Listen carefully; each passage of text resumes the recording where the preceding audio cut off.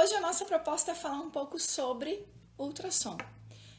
Na última semana foi colocado um vídeo no YouTube para que vocês possam fazer o cálculo do tempo de aplicação. Essa é uma das dúvidas que vem bastante. Mas para que a gente possa entender melhor a eletroestimulação relacionada ao procedimento com o ultrassom, um pode potencializar o outro, de uma certa forma. Então, por isso do ultrassom a gente está falando do ultrassom aqui na sequência e tentar fazer a junção das duas informações. O que é som, na verdade? Som é alguma coisa que a gente pode ouvir. Então, os equipamentos de ultrassom trabalham com frequências específicas e geram um som que causa um efeito mecânico. Vamos tentar entender um pouquinho melhor, então. Toda vez que a gente fala, a energia vibra o ar numa certa frequência que se transforma na capacidade de que a gente possa ouvir determinadas frequências. Vozes agudas, vozes não tão intensas, mais altas, mais baixas. E esse equipamento que a gente usa na estética, o ultrassom, ele trabalha com frequências que são acima da frequência que a nossa capacidade auditiva pode captar. Então, existem faixas de frequências diferentes e estas frequências vão ser pré-determinadas no equipamento. Então, nós vamos ter como programar o equipamento com frequências específicas para atingir determinados tecidos. Esse som, quando se propaga através de uma superfície específica, que a gente chama de transdutor, e aí este transdutor emite a energia mecânica do ultrassom e atinge algum ponto específico no corpo do paciente e propaga essa energia, causando modificações no tecido. Ok, então temos um cabeçote, comumente falado, e o nome correto é o transdutor. Dentro desse transdutor a gente tem um material que parece uma moeda de R$1 nos equipamentos pequenos ou nos maiores um espaço maior.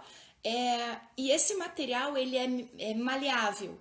Quando ele recebe a corrente elétrica comercial, esse material começa a criar um movimento mecânico de expansão e compressão, transmitindo então a ação mecânica do ultrassom. Essa vibração desse material está relacionada com a quantidade de corrente elétrica que chega até ele. Então, nós trabalhamos com uma corrente elétrica de alta frequência, uma corrente alternada de alta frequência, e aí esta frequência vibra mecanicamente, então, esse material, e esse material transmite a energia mecânica para o corpo do paciente. Isso é bem importante entender. Então, o ultrassom é uma onda mecânica que faz mobilização mecânica, sendo que o principal efeito dele, então, no tecido, é uma ação que alguns autores chamam de micromassagem, de maleabilidade mecânica no tecido. E se nossas mãos, então, pudessem, por exemplo, vibrar numa frequência tão alta quanto a dos equipamentos do ultrassom, poderíamos até pensar que com as mãos faríamos algo parecido com o que o equipamento de ultrassom pode proporcionar. Então, assim, hoje no mercado, a gente tem uma grande variação de equipamentos de ultrassom. O ultrassom foi um dos primeiros equipamentos que migrou da reabilitação, da fisioterapia comum, para a estética. Na época que eu iniciei o trabalho na área, quem não tinha ultrassom, nossa, vai trabalhar com estética, tem que começar a trabalhar com ultrassom. Se não tiver ultrassom, não pode fazer nenhum procedimento. Eram os equipamentos menores que eram normalmente utilizados na reabilitação para quê? Para tratar articulação, tendões, ligamentos, lesões específicas. E quando isso chegou na estética, o que acabava acontecendo? Trouxe-se os conceitos da reabilitação e até se entender à medida que foi se utilizando que talvez era um pouquinho diferente o que se utilizava no ultrassom convencional da reabilitação para o que se usava na estética. E uma das coisas que começou a se perceber é que, para fazer o cálculo real do tempo da utilização do ultrassom, para os tratamentos estéticos, se levava muito tempo, porque as áreas que são tratadas na estética são áreas muito maiores do que as áreas tratadas na reabilitação. Então, trata-se o quê? Gordura localizada, celulite, cicatrizes grandes de pós-operatório, e essas áreas maiores, no momento que a gente coloca no cálculo correto, que é a área de aplicação dividido pela área do ultrassom, com os ultrassons pequenos que vinham da reabilitação, isso gerava o quê? Um tempo muito grande para tratar aquelas grandes áreas, ou tinha que se limitar, tratar pequenas áreas, o que normalmente não era a indicação terapêutica dos pacientes.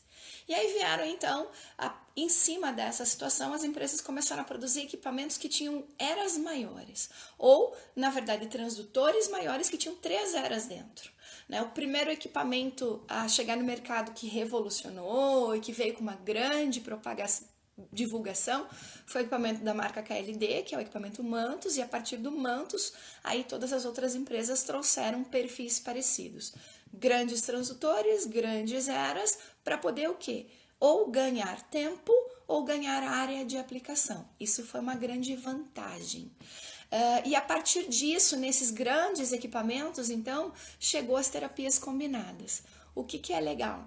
Que esses equipamentos podem, então, nos ajudar a fazer terapias que combinam corrente de eletroestimulação, corrente de eletrolipólise, corrente de microamperagem, e todas elas podendo estar indicadas exatamente para aquele caso específico do seu paciente. É pré e pós-operatório, é cicatrização em específico, fibrose de cirurgia plástica, fibrose de celulite e assim por diante.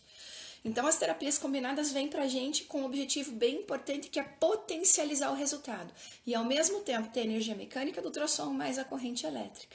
E, dessa forma, oferecer resultados melhores e mais eficazes para os pacientes. Então, as 3 correntes, a de eletroestimulação, a de eletrolipólise e a própria corrente de microamperagem, são extremamente bem indicadas, basta eu entender o objetivo inicial e combinar o efeito fisiológico da corrente mais o efeito fisiológico do ultrassom. E aí, a partir desta situação, para nós, fica importante potencializar resultados. Então, terapia combinada hoje é uma das coisas que mais facilita e potencializa resultados. Além de tudo, poder utilizar géis com princípios ativos, potencializado pela ideia da fonoforese, que é a capacidade mecânica do ultrassom de aumentar a penetração dos princípios ativos no tecido, com várias publicações científicas que nos ajudam a entender e melhorar isso, tá? O pessoal tá falando que a internet está travando. Para nós aqui tá tudo normal. Talvez é a recepção aí, tá? Dá uma busca. Se quem tá no Instagram tá incomodado um pouquinho com travar, dá uma olhadinha no Facebook, porque para nós tá tudo normal. Não tem nenhum, não tá travando, tá? Sobre a fonoforese, para vocês buscarem aí vai vir a indicação. Ah, é celulite? Ok, então eu vou buscar ativadores de circulação, ações que melhoram a capacidade de circulação sanguínea ou melhoram o retorno do sistema linfático, ações lipolíticas. A ação lipolítica serve tanto para o tratamento de lipodistrofia quanto para o tratamento de celulite. Então, combina-se aí, então, ultrassom, corrente elétrica e o efeito de penetração de ativos. A partir dos ultrassons de grande superfície, algumas empresas trouxeram alguns ultrassons, aí ao invés de 3 eras, uma era só e uma era maior. Qual é a vantagem de termos uma era maior? Não ter espaço entre as eras e ter uma área de emissão mecânica do ultrassom mais interessante. Então, a gente tem equipamentos de grande superfície, que são equipamentos que têm uma era só, com terapia combinada ou sem terapia combinada. Que é importante entender aqui? Que aí vale-se se tem a terapia, se não tem a terapia, só o efeito mecânico do ultrassom e a capacidade de penetração de ativos. Fora os ultrassons de grande superfície, a gente teve ainda a onda do ultrassom de baixa frequência. O ultrassom de baixa frequência são ultrassons que trabalham com frequências abaixo das convencionais utilizadas, as que estão dentro das normas da ABNT. Então, a gente vê lá, normalmente a gente tinha equipamentos de 1 e 3 MHz, que é a frequência mais utilizada. Dizia-se assim, só ultrassom de 3 MHz para estética, ultrassom de 1 MHz para reabilitação, para fisioterapia. Por quê? Porque a diferença da frequência está relacionada com a profundidade. Quanto maior a frequência do equipamento, menor o comprimento de onda, menor a profundidade. Quanto menor a frequência, maior o comprimento de onda, maior a profundidade. E aí os equipamentos de baixa frequência vinham com a ideia de se utilizar frequências muito mais baixas do que as convencionais, baixando do 1 mega para frequências de 30 a 80 kHz. E aí a gente está falando de 1 milhão para 80 mil, uma frequência muito menor, o que gera um comprimento de onda muito maior. E dessa forma, provavelmente uma profundidade de ação mecânica desse ultrassom também. Tem algumas referências aí que falam que o objetivo da baixa frequência é combinar a ação mecânica pela capacidade mecânica de vibração da parede do adipócito. Ou seja, vibrar na mesma frequência, entrar em ressonância. Da mesma forma, quando a gente vê nos desenhos animados, por exemplo, que tem alguém cantando numa voz aguda e quebra um vidro ou quebra um copo, essa seria a comparação de utilizar um equipamento de baixa frequência e que essa vibração mecânica seria semelhante à capacidade mecânica que o adipócito tem de vibrar. E aí sim causar uma reação e fazer a ruptura da parede desses adipócitos e extravasar o conteúdo interno para o meio intersticial e aí o tecido ser mobilizado desta certa forma. Além dos ultrassons de baixa frequência, e esses foram os ultrassons que trouxeram algumas referências aí, que são equipamentos de ultrassom que causam uma sensação desconfortável, um leve zumbido no ouvido. Por quê? Porque eles vibram quase na mesma frequência que os nossos ouvidos podem começar a captar. Nós ouvimos frequências entre 20 e 20 mil Hz. E como os equipamentos trabalham em torno de 30 mil Hz, é uma frequência muito próxima. Então, profissionais tinham queixas de zumbido e pacientes também queixas de desconforto e zumbido. Por quê? Porque a vibração é uma frequência muito próxima da capacidade auditiva.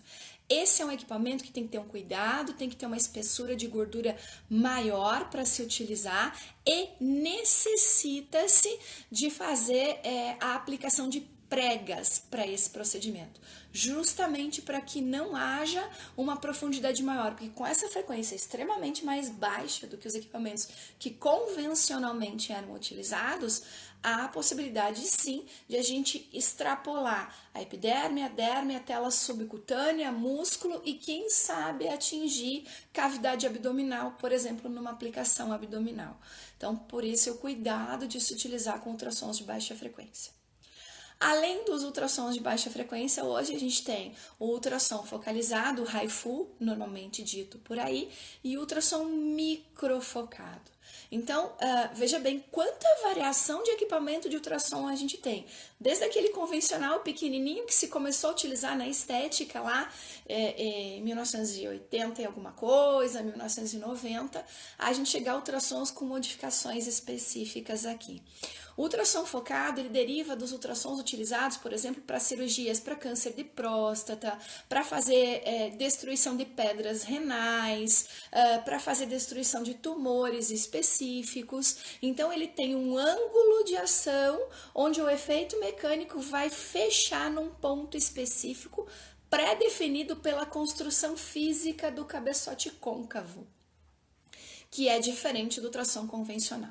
E a aplicação desse procedimento diferente do perpendicular e convencional circular, que a gente faz, diferente do ultrassom em prega, do de baixa frequência, essa é uma aplicação pontual, onde se marca a superfície pontualmente e faz-se disparos específicos para fazer um superaquecimento na tela subcutânea, na gordura e dessa forma proporcionar uma necrose térmica no tecido e fazer sim então a morte dessas células por um superaquecimento em pontos específicos pré-determinados. Então é uma aplicação segura uma vez que você segue todos os parâmetros específicos que são determinados pelo fabricante pelas profundidades. Há equipamentos que têm uma profundidade pré-definida e outros equipamentos que têm como mudar o cabeçote e trabalhar com profundidades de 20 milímetros, 15 milímetros, 10 milímetros, de acordo com a mensuração do plicômetro que vocês vão fazer no paciente para aplicar. E o ultrassom microfocado é um ultrassom que tem uma frequência muito maior. Equipamentos que falam em 8 mega, 10 mega, 12 MHz. São ultrassons que têm uma profundidade muito pequena e tem uma ação específica na pele. Então, para liftings faciais, para tratamentos de estrias, para tratamentos de pele, flacidez, então com o objetivo de atuar no tecido. Por quê? Porque ele vai fazer essa ação focada muito superficial, aquecendo a epiderme e a derme. Então, fazendo um resumo desse histórico que trouxemos até agora, ultrassom convencional, eras pequenas, limitante área de aplicação por conta do cálculo da fórmula, área por era. Lembrando, quem ainda tem um pouquinho de dúvida, dá uma olhada lá no YouTube que tá o cálculo certinho, tem um vídeo explicando fazer o cálculo do tempo de aplicação do ultrassom. Se inscreve lá no canal que vocês vão ter acesso a todas as informações. Esse pequenininho era limitante, então as empresas fabricaram pra gente o quê? Equipamentos maiores, 3 eras ou uma era maior, terapias combinadas. O que mudou do ultrassom anterior convencional para esse? Tamanho. A potência dos equipamentos é a mesma. A dose indicada é de 0 a 3 watts por centímetro quadrado. Mas a potência final é calculada pelo tamanho da era. A era de 3 centímetros vai ter uma potência final X. A era de 10 centímetros vai ter uma potência final muito maior, porque a área de superfície é maior. Mas em dose representativa por superfície de distribuição, a dose é a mesma. Ok? Saímos disso, chegamos no ultrassom de baixa frequência. O que muda de baixa frequência para os outros? O pequeno e o grande. O de baixa frequência é muito mais profundo e o indicativo é que ele faça uma vibração mecânica em ressonância com a parede maleável do adipócito e faça a ruptura desse adipócito e o extravasamento do conteúdo. Então, degradação da célula de gordura. Mudou frequência, não mudou intensidade.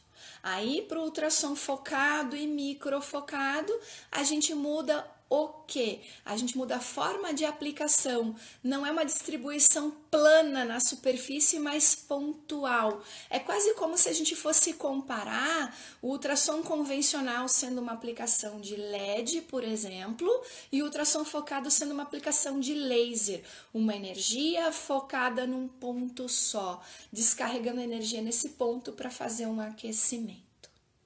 Então, e essa eu tenho certeza que é uma das grandes dúvidas, porque eu recebo muito essas perguntas. Professora, qual que é o ultrassom que eu penso em usar?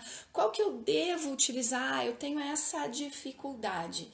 Então, assim, se a gente fosse pensar em como organizar isso, eu diria, se você só trabalha com pós-operatórios de cirurgia plástica, áreas muito restritas, pequenas áreas de cicatrização, áreas de fibrose muito específicas, ultrassom pequeno, aquele convencional e comum, vai ser muito útil para você, porque ele tem direcionamento para isso e tem muita fundamentação científica. Se você trabalha bastante com cirurgia plástica, pós-operatórios, mas também gordura localizada, celulite, grandes áreas de trabalho, aí a indicação é você partir para um equipamento de grande superfície, que convencionalmente vai te dar amplitude de trabalho ou um maior tempo de aplicação de acordo com a tua maior necessidade. Mas lembre-se que grandes áreas corporais são tratamentos sim comum na estética corporal. Grandes áreas de superfície, um glúteo completo, um abdômen completo, então ele precisa de uma era maior. Quando a gente fala em gordura especificamente, eu quero um equipamento que atue na gordura, porque eu já tenho outros recursos que me dão a terapia combinada, já tenho eletrolipólise, já tenho dermologia, já tenho outros procedimentos. eu posso pensar ou num ultrassom focalizado ou num ultrassom de baixa frequência. Os dois têm indicação única e exclusiva: gordura, lipodistrofia. Então esse é um equipamento restrito, ele é um equipamento só corporal e só para gordura. Em comparativos, se vocês fazem um levantamento de literatura, tem mais fundamentação hoje e fundamentação um pouco mais recente, falando mais do focalizado, o focado, do que o de baixa frequência, mas isso é uma questão até de direcionamento de aplicabilidade. Tá? E se eu penso também em pele, aí eu posso pensar num ultrassom microfocado. Então, aquele ultrassom pequeno e convencional se dividiu em várias formas e isso nos dá uma maior aplicabilidade do ultrassom. Desde que se dizia antigamente, não se pode utilizar ultrassom na face. Hoje a gente tem um tipo de ultrassom que é indicado para utilizar na face, para tratamento de pele. Então, a gente tem uma tecnologia muito importante. O que a gente precisa ainda falar de fundamentação para clarear e vocês se direcionarem com mais facilidade no teu dia a dia. No ultrassom convencional, o pequeno e o de grande superfície, a gente tem ainda uma outra situação de modo de aplicação. Ultrassom pulsado e ultrassom contínuo. Qual é essa diferença? Na reabilitação, e isso derivou da reabilitação, o ultrassom contínuo, aquele que não tem intervalos no tempo de ação mecânica, então ele vai proporcionar um aquecimento maior. O ultrassom pulsado tem intervalos pré-definidos, programados no aparelho em 10, 20, 30, 50%, e aí é uma ação mais mecânica do que térmica, porque esses intervalos vão dissipar o calor, e aí você pode pensar assim: o pulsado é quando eu vou utilizar em situações, por exemplo, de um pós-operatório de cirurgia plástica, onde eu já tenho uma inflamação, eu já tenho calor, rubor, tumor, dor, edema, e eu não posso mais aquecer, mas quero o efeito mecânico do ultrassom pulsado. Uma celulite inflamatória, ultrassom pulsado. Quando eu quero calor, eu quero ação mecânica, o efeito tixotrópico, que é o amolecimento, mais calor, aí eu vou partir para o ultrassom contínuo. A fonoforese, que é a penetração de ativos, ultrassom contínuo. Então, esse é o direcionamento. Situações agudas de característica inflamatória, a indicação é o pulsado. Situações crônicas, que não tenham característica inflamatória e que eu precise mais de calor e de ação mecânica, aí eu vou partir para o efeito do ultrassom contínuo. Essas são situações que a gente precisa levar em consideração. Nesse caminho todo vim respondendo as perguntas que recebi durante a semana, que coloquei no Stories, e aí uma pergunta que tá aqui, que eu preciso ainda colocar em relação a essa questão de pulsado e contínuo, veio lá: o ultrassom é realmente indicado ou não no pós-operatório? Quando a gente fala em pós-operatório, para a indicação do ultrassom, o que a gente precisa levar em consideração? Que fase que esse pós-operatório está? Porque quando a gente fala em pós-operatório, a gente fala muito em questão de cicatrização. E aí é que vem entender qual fase desse pós-operatório. É inflamatória? Se eu estou numa fase inflamatória, eu posso me valer sim do ultrassom e dos efeitos benéficos que ele vai me proporcionar, fazendo o quê? Melhorando a circulação local, permitindo uma neovascularização, prevenindo a formação de fibroses, acelerando a ação de troca através da membrana celular para o efeito mecânico. Então, essa é uma extrema indicação na fase inflamatória, no pós-operatório, como preventivo e acelerador do processo de reparo, para que o tecido repare com mais qualidade. Mas é o pulsado e com doses mais baixas. Pulsado a 10%, na fase aguda, 5%, 10%, na subaguda já pensando a 20%, e quando a gente vai para a crônica, 50%, e partindo para o modo contínuo da aplicação do ultrassom.